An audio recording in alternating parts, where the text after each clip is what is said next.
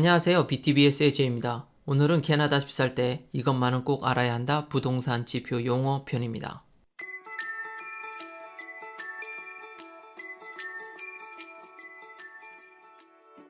캐나다에서 정착을 할 때 가장 많이 고민하는 것은 바로 집 구매죠. 왜냐면 제2의 고향이 될 곳이기도 하고 또 그 무엇보다도 집을 구매할 때 많은 돈이 들어가기 때문입니다. 많은 돈이 들어가기 때문에 우리는 많은 정보들을 알아보려고 할 건데요. 인터넷과 블로그, 또 유튜브에 올라오는 많은 정보들을 보고 들으실 겁니다. 직접 부동산 관련 통계 자료표를 보는 것도 굉장히 좋은 방법인데요. 그래서 이 자료표에 나오는 데이터의 정보 정도는 스스로 읽을 줄 알아야 나중에 진짜 원하는 집이 나왔을 때 그 정보를 적용해 보실 수 있을 겁니다. 오늘은 딱 세 가지에 대해서만 알아볼 겁니다. 전 이 세 가지가 가장 눈에 띄고 많은 지표들에서 사용하고 있다고 생각하거든요. 그 첫 번째는 바로 메디안, 즉 중앙값입니다.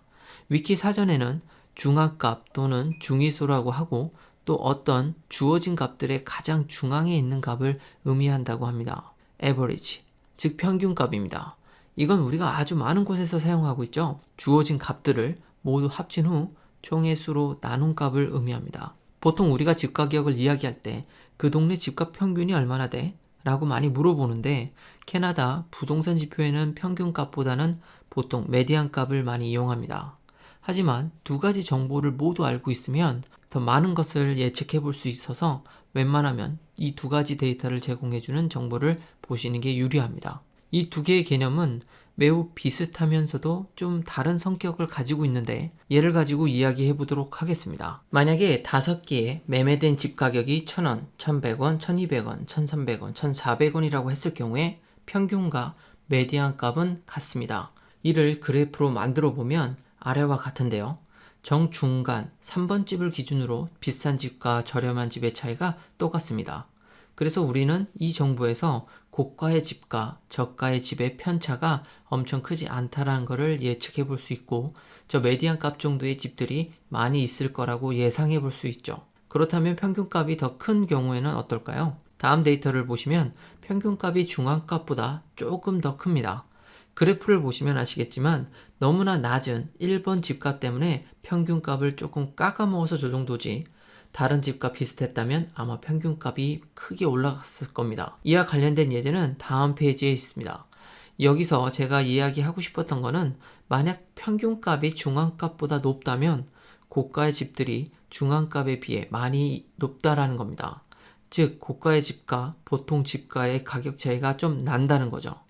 그럼 만약에 평균값이 중앙값보다 많이 크다면 어떻게 될까요? 보시는 차트에서도 뚜렷하게 보이지만 고가의 집들의 가격이 보통 집보다 훨씬 비싸다는 걸 알 수 있습니다. 하지만 아주 고가의 집을 구매할 것이 아니라면 우리가 구매할 집의 가격은 메디안 값과 비슷할 겁니다.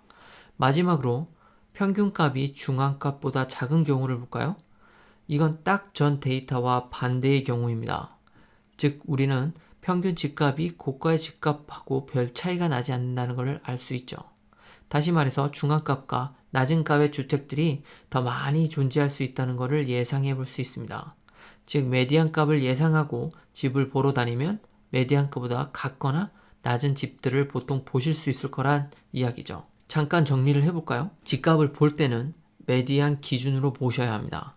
그게 제일 내가 사려는 집의 예상값과 비슷할 겁니다. 만약 평균치에 대한 데이터도 가지고 계시다면 좀 더 많은 예상이 가능해집니다.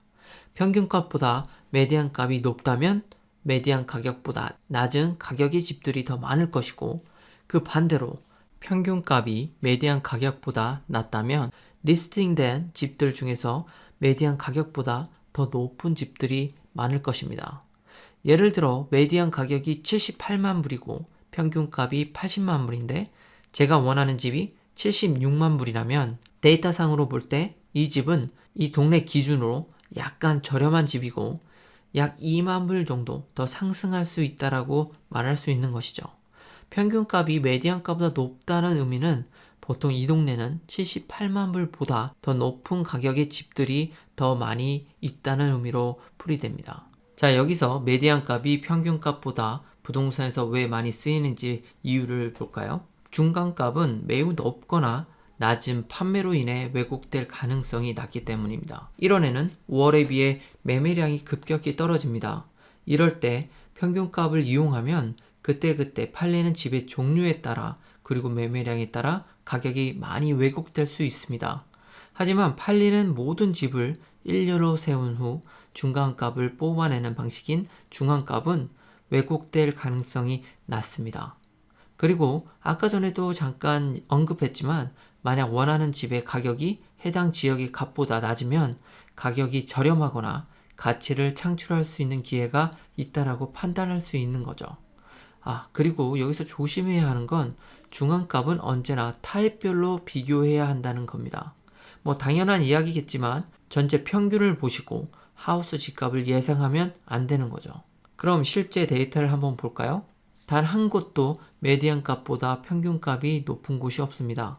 즉 이 말은 모든 동네에서 보시는 저 중간값보다는 높은 가격의 집들이 리스트에 많이 올라와 있다는 것이죠. 저 지표에서 1등인 킹 동네는 고가의 집들이 많고 그 차이가 무려 1억이나 나네요. 아마도 저 동네에는 120만 이하의 집들은 그리 많지 않을 것 같아요. 그리고 있다 해도 많은 사람들이 그 이상의 집을 더 많이 구매하는 것 같습니다. 다음 용어는 sell to list입니다. 이 용어의 뜻은 이렇습니다. 이곳에서 중요한 부분은 final sale price of home selling above, at, or below인데요. 쉽게 말하자면 마지막으로 사인업을 한 집의 가격이 리스트 가격보다 높았느냐, 낮았느냐, even이었느냐를 보여준다는 겁니다. 즉, 이 지표를 통해서 우리는 집을 내놓은 가격보다 더 높게 팔렸는지, 더 낮게 팔렸는지를 알 수 있습니다. 그리고 차후에 원하는 집을 만났을 때 멀티 오퍼가 발생할 수도 있다는 것을 예측해 볼 수도 있죠. 이번 달 밀턴 하우스 데이터입니다. 바이어들이 4베드룸 집에 대해서 리스트 가격보다 좀 더 저렴하게 구매했다는 것을 알 수 있습니다. 대신 3베드룸의 집을 구매한 바이어들은 리스트 값보다 22.42%나 더 주고 집을 구매했습니다. 아마도 멀티 오퍼가 있었을 것이라는 추측을 해볼 수 있는 거죠. 마지막은 Day on Market입니다. 이것은 느낌이 딱 오시죠? Real Estate 리스팅을 올린 후부터의 날짜입니다. 여기서 Real Estate는 바로 realtor.ca에서 보이는 그 시점이라고 생각하시면 편합니다. 즉 얼마나 빨리 집이 매매되었는가를 보여주는 지표죠. 이렇게 쉬운 걸 굳이 왜 알려드릴까요? 바로 이 데이터는 조금 조심해야 되는 부분이 있어서죠. 가끔 집값을 너무 높게 측정해서 내놓았다가 아무도 관심을 가져주지 않아서 터미네이트 시키고 새로운 가격으로 다시 리스팅을 하는 경우에는 Day on Market 값은 다시 0에서 시작한다는 겁니다. 즉, 이 지표는 그저 참고만 하시기 바랍니다. 맹목적으로 믿을 만한 데이터는 아닌 거죠. 마지막 예제입니다. 아까 보셨던 그 표인데요. 3베드룸, 4베드룸 모두 집이 팔리는 날짜가 많이 줄어들었습니다. 30에서 40%가 줄어들었으니 집을 기다리는 바이어들이 꽤 있었을 것이라고 추측할 수 있습니다.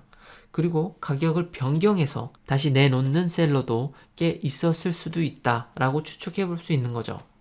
오늘은 부동산 용어에 관련된 이야기를 해보았습니다. 영상이 마음에 드셨다면 구독과 좋아요 부탁드립니다. 감사합니다.